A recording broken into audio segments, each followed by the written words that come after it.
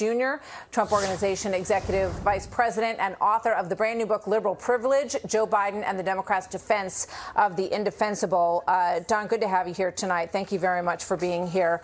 I actually want to start. Your father's walking out now. I think it'll be a couple of minutes before he gets to the podium here.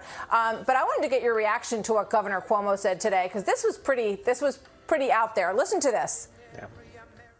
COVID ambushed New York due to Trump's negligence. He is the cause of COVID in New York. Changed his residence to go to Florida. Why? He can't come back to New York. He can't. He's going to walk down the street in New York. Forget bodyguards. He better have an army if he thinks he's going to walk down the street in New York. No, New Yorkers don't want to have anything to do with him. This is a big change of tune from what he said at the height of the pandemic in New York. Don, your thoughts on that and on what we're seeing in Pennsylvania today as well? Well, listen, I think Andrew Cuomo is doing his tough guy shtick. He's had and led the biggest failed state as it relates to COVID-19.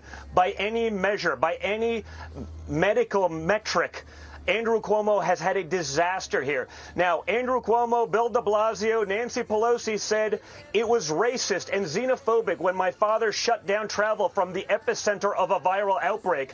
So I'm not sure how they're doing that. They wanted to keep it open to further overwhelm our systems while he made the tough decision to shut it down.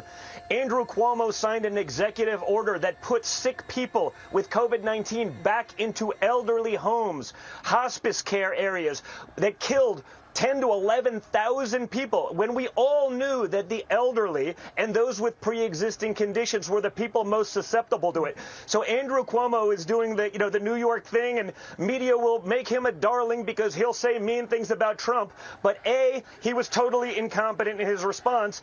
B, this is the typical violent type response that we're seeing from Democrats and other Joe Biden voters who've decided it's okay to burn down their country.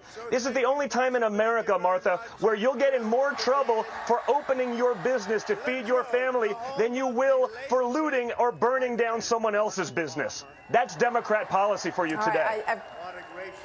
I've got Donald Trump's dueling here, so I'm going to go over to Pennsylvania.